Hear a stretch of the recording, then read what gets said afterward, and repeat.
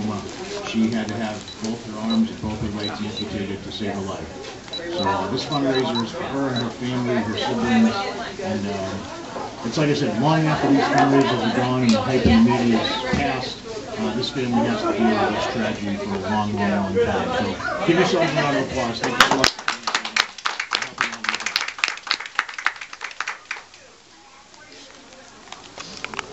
I'm a member of New England Anomalies Research, or NEAR. I work with Keith and Sandra Johnson. We do demonology cases, haunting cases, mostly confidential things.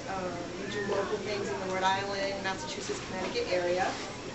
One of the things that I wanted to talk to you guys about today is something you probably don't hear a lot about, a little bit different. My background is in anthropology. I did forensic anthropology, which is the study of human remains, particularly skeletal remains. I also did anthropology, archaeology, and primatology, which is working with primates. So one of the things I had the privilege of doing was learning about cultural belief systems, which are actually a really important part of why we have the spiritual concept and what goes on in the spirit world. And this is the Chilean bundle mummy, which I had the privilege of working on one of these in college, and they're just really cool. They're natural mummies. So how does all of this relate to researching the paranormal? Well, cultural and individual beliefs play a strong role in the interpretation of perceived paranormal events. To some, contact from the deceased may be considered a positive experience. To others, it could be a sign of evil. You know, you need to take that into account. Researchers need to account for the belief system of witnesses when collecting accounts of activity and experiences. And you may want to consider the possible beliefs of the spirit while alive if the identity is known or suspected. So what was the belief of that person that we think is ghost while they were here on Earth? So I just thought this was cool because you know how people can't stand their mother-in-laws? You can't even get rid of her. Like, there she is again. Really? Really? You know, that poor guy. He's like in the car. And there's mom-in-law right in the back. You know, he must have freaked when he saw that picture. And this is Thanatos. He's the Greek death god, just so you guys have an idea. Death is just so prominent, and they always had a representation of death in every culture. And I just thought that was pretty cool with this death skull. So that was Thank you. He's got 22 years experience, and he's going to come talk to everyone about residual hauntings. Without further ado, Yeah, Mitch. Everybody doing today? I want to thank Shannon and Jeff for organizing this and for everyone who's supporting us today. This is a great cause, and it's great to see a turnout of this size. And enjoy yourselves, and I'm going to be very brief today because this is very new material. It's so new I have a cheat sheet here just in case I lose track of where I'm going with it. But I want to give you something unique today that has never been presented before. So I specifically wrote this material just for today's event, and I do have copies of it back at my table if you'd like to pick up a copy to take home and look at that full through. I also want to embarrass my friend Melinda. It is her birthday today. Happy birthday, Melinda! You didn't think I was going to forget. To embarrass you, that is. Again, my name is David Manch, and I am the Senior Advisor for New England Paranormal. And I've been researching and investigating the paranormal now since, well, a long time. Let's not go back that far because I'm embarrassed to say how far back it goes. What I'd like to talk to you today about is something that we kind of consider to be the Cinderella of paranormal investigation. And that's residual haunting. Because people, they're more interested in intelligent haunting and inhuman. Yeah, let's face it, it's more interesting because things are... to use any of this stuff. He likes to just do like a question and answer type thing and tell you about stories about hauntings that he's experienced. So I'm going to go get Ryan and come right back and give me about 3 minutes.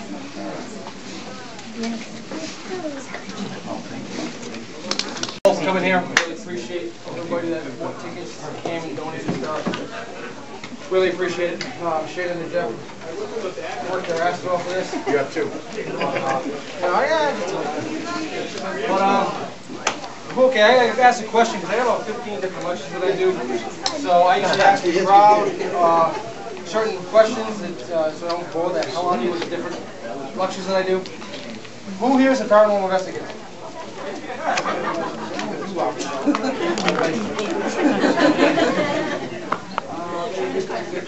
Who here wants to be a paranormal investigator? There's not. All right, there you go. Little kids here, so I'm not going to do the scary stuff. I actually did that once. The little girl had almost a heart attack sitting there, so I'm not gonna give say what I think, Charlie. The lectures I usually do is the things you don't go hunting, movements, their uses. So today I'm gonna do a little bit of something that I don't usually do. That usually gets everybody mad. I have the do's and don'ts of ghost hunting equipment, the uses and the stupidity that are some of the pieces of equipment. A lot of the equipment out there is basically useless for paranormal activity. I've done this now for 19 years as of May of this year. And I've gone on, tonight will be my 667th investigation. So, I've done a lot of stuff. I've seen almost every single piece of evidence you can get except for ectoplasm. Don't believe it exists. Hell, 667 investigations, I would have seen some kind of slime somewhere. But I've seen 5 full-body apparitions. I've been to 4 exorcisms, countless demonic hauntings, and obviously countless residual, intelligent hauntings and all that stuff. Been to a couple poltergeists too, those are fun. But a lot of people, I noticed, watch shows. They watch ghost hunters, and I like to apologize for some of the stuff that you see on that you've seen in Ghost Hunters of us, because we brought in tools that weren't useful.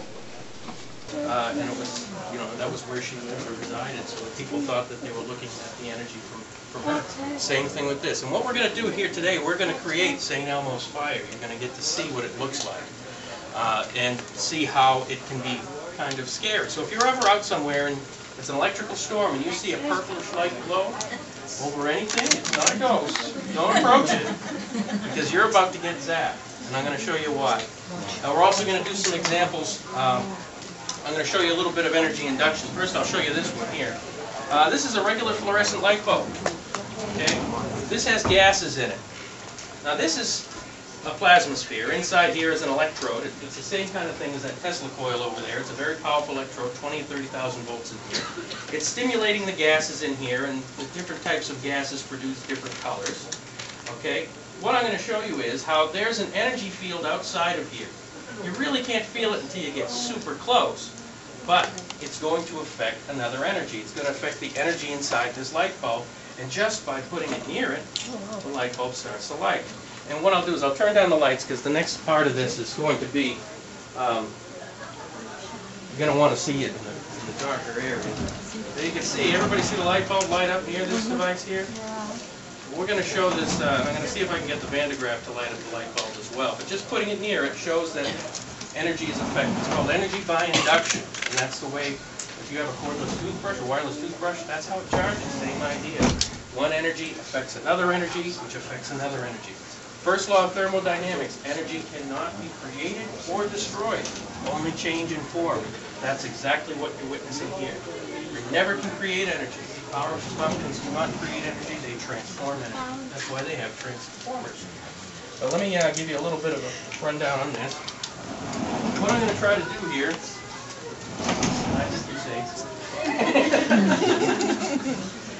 I'm going to power this up. This is a grounding plug here. This is going to ground the electricity from the dome, and you're going to start to see a bunch of flashes. Then I'll pull the ball back a little bit. You'll start to see a purplish glowing corona, and I'll try to stay down so everybody can see it.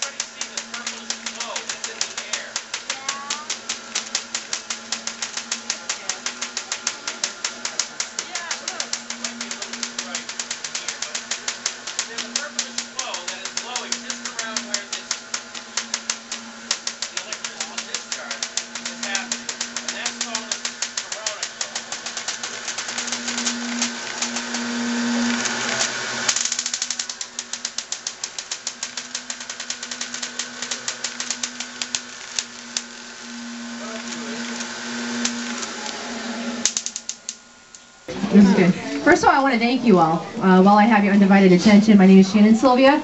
My husband and I are your hosts tonight. Jeffrey Sylvia has been working hard back there. It's all good. I have amazing volunteers that have been all over the place tonight. I want to give a very big thank you. Those are the guys that deserve the applause, because I've just been sitting there looking pretty. So, my volunteers, you guys rock. Oops. Sorry. These two boys sitting at the table right now drove in the blizzard. Their flights from JetBlue were canceled. They hopped in their car and came from Kentucky. Wow. So they're here to volunteer this weekend. It's Chris Maggard on the left and Jake Stock on the right. Jake is our intern. I have an intern. There's not much he won't do. We'll talk about that later. No, it's nothing to do with me. All right, so let's get on to the show here. Just lost another volunteer.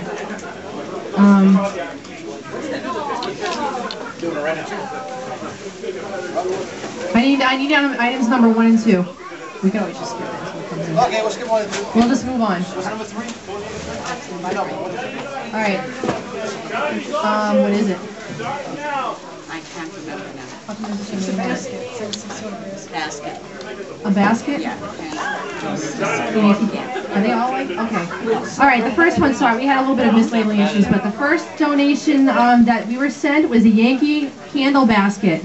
Good stuff, ladies. Okay, everybody loves the Yankee candles. The winning ticket is number 90643.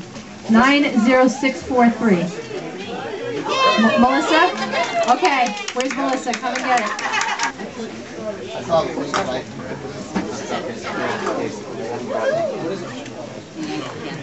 All right, we have another Yankee Candle basket. Yankee Candle, by the way, David Manch hooked that up. He's the director of security over there. Yankee Candle came right from Deerfield. This other basket goes to number 90613. Carlos. 90613. I don't see him in the room. I don't see Carlos. No Carlos? Carlos, coming once. Somebody got to be out there yelling. I'm too. And someone scream, Carlo. Carlos! No. All right. Aging Mr. Lopez. He's not here. That goes in the trash. Well, let's go back in the basket or in the trash. Bye-bye. I don't do these. If he's not here, just take another All right, number 90647. Hey, Smiling Mike. Smiling Mike. Yay! Take a picture. Come on, Roy.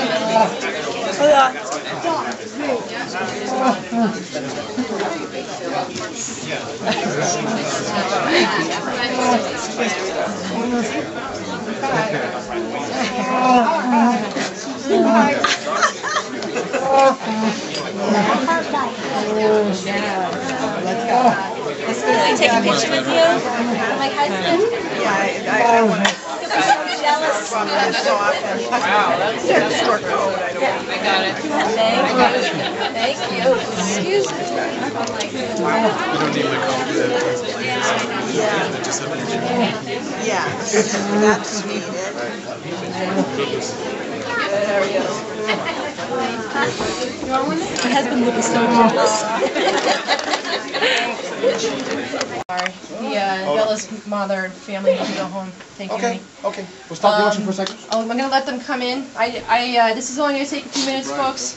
But we've been waiting for this part all night. But I got to get the ball rolling because they have to go home to Bella. This is, we're going to do a presentation to Bella Tucker's parents. From Shannon Sylvia. Come on over here, Shannon. I'm already crying. You guys did so good. And sorry, because I'm not an emotional person. We've never even met this girl. And I'm just so proud of all of you. And I'm proud of my help. I'm proud of my husband. I'm proud of Bella. You're not part of this microphone. I've got a check for $7,328.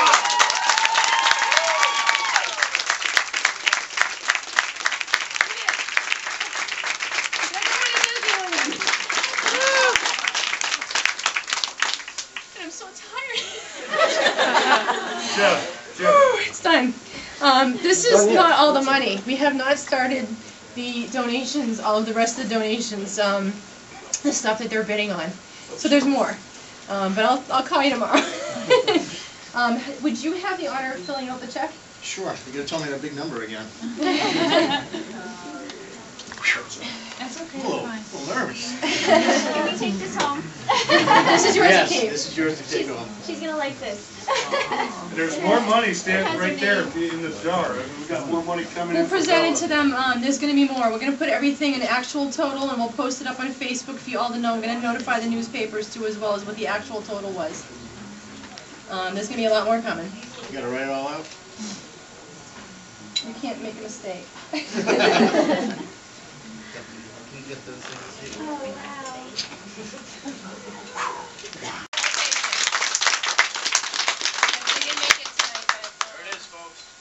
Give yourself a round.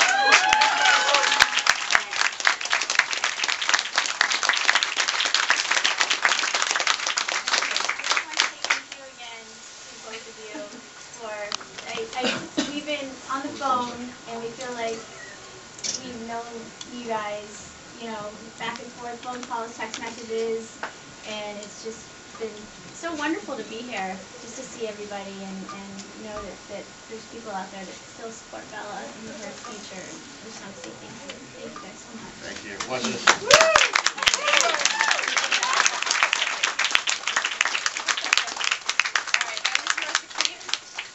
Giant poster that all of the guest speakers signed tonight. It's framed. That's yours to keep. We've got lots of gifts for you. I have another basket to give you. I have it. These guys have to get home to Bella, so we're going to let them go. Be careful out there. Please drive safely, and there's more to come, so we'll be in touch. Thank you. Thank you. Thank you so much.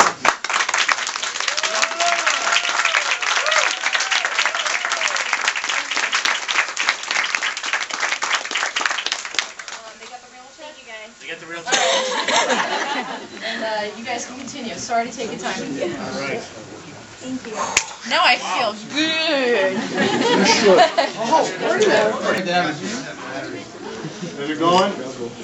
You might have to point that mic this way. We're almost done anyways. All right, yeah. It's going once, going twice. $100. Going once. Going twice. 120. Let's get some mascot up here. 125. 125 from Dustin. 130. 130. I'm screaming now, isn't it? Going once. Come on, Dustin. $400 pit passes. Going twice. 135. 135. 140. When we go 70 each, we'll just go together. All right. Very hungry. Okay. Where are we at right now? 145. 145. Going once. All right, 150. 150. $150 for Bella. All right.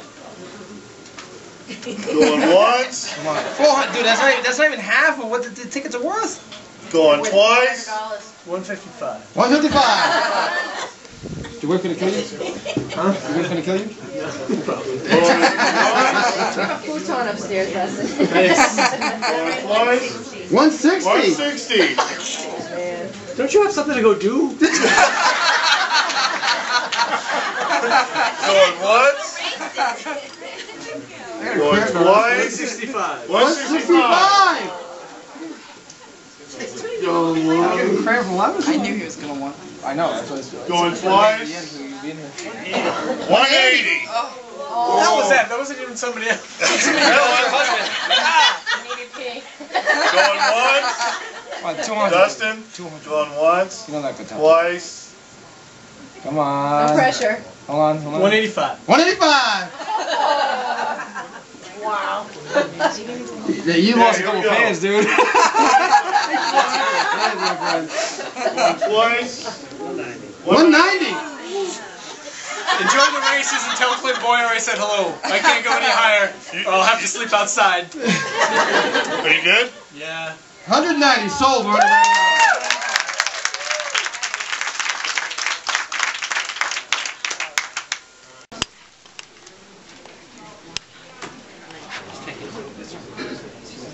towel down. I'll go out there and tell them. Check it out, everybody. With the auction, with online and cash in hand, just the auction, we raised $21.33. Just the auction. That goes on top of 7,000. So, pushes over 10 grand for Bella Tucker. That's awesome. You guys rock. You guys are awesome. All of you. You rock. Thank you, guys. I want to thank Keith and Sandra, of course, for donating their time and doing an amazing talk, as always. I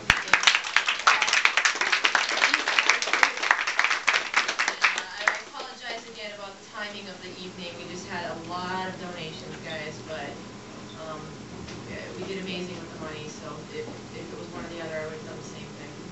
So thank you again. Very well. You're welcome to hang out until midnight. After this, it's going to end. There are some groups walking around, ghost hunting, scattered about. You're free to do whatever you want, but we all got to go home at midnight. So, thank you all for coming. Thanks.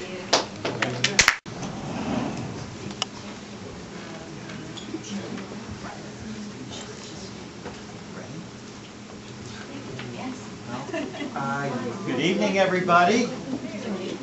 We're the last presentation of the evening. My name is Keith Johnson. This is my lovely wife, Sandra Johnson. Hello there. And we're going to be speaking about demonology, basic demonology.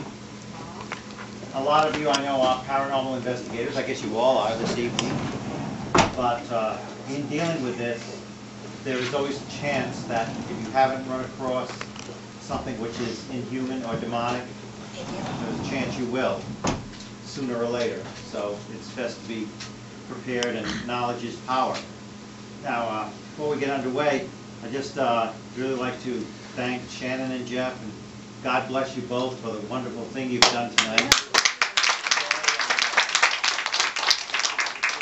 It's beyond words to describe what you've done. I'm going to ask Sandra to speak a little bit about the Persinger helmet, and again, Mike is also very knowledgeable about the Persinger helmet. I have one. He has one, yes. He does.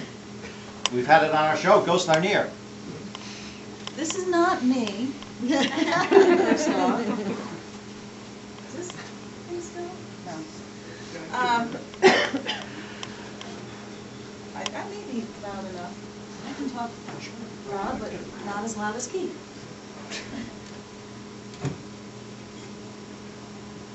Oh. Hello. Hello. Yeah. It's hello. Hello. Is there a Yeah. switch on? That's good. Use mine. Hello. Check. Hello out there. Jeff's coming to the rescue. Here he comes. It's a small room. I can talk really loud when I need to. Okay. How many people besides Mike and Annette have actually heard of Dr. Michael Persinger? Well, a couple besides Mike and Annette. Because of Mike and Annette. Because of Mike and Annette. People know who Dr. Persinger is. I don't get into this as much as Mike does. He really expounds on Dr. Persinger's work. The only thing I want to tell you is that Dr. Persinger invented this helmet, and what it does, it emits an electromagnetic field into the brain that mimics the situation that you would have if you had TLE, or temporal lobe epilepsy. Now, I don't know if you know too much about that condition, but what can happen is that when you have one of these episodes, you can have a feeling of a presence in the room.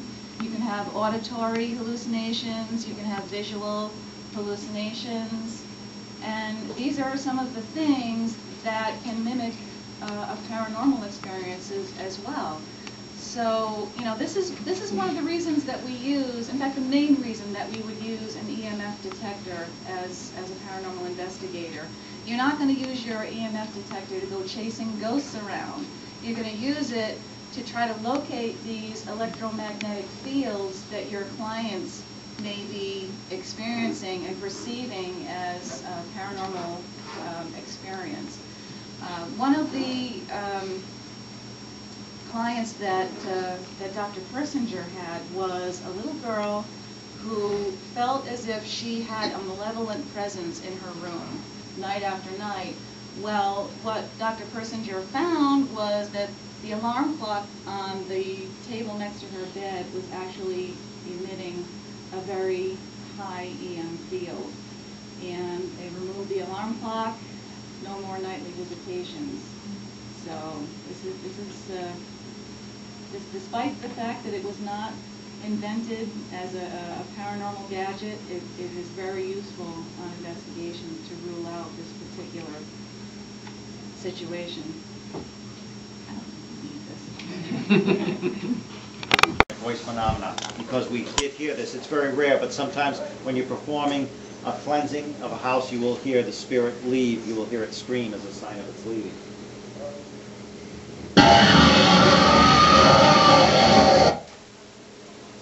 That was a female scream, a female sounding scream. So now this is a house. We were in a home in Feeding Hills, Mass. While we're doing praying, we did get, this is an EVP. We did get an EVP saying, "Stop praying right now."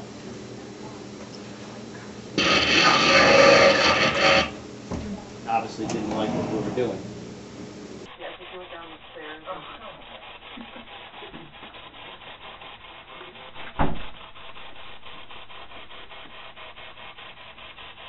Sorry for the interruption. Can you repeat your name, please?